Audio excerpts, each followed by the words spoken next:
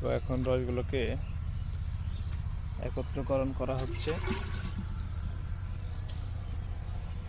ভাই গুড় কত কেজি হয় আপনার?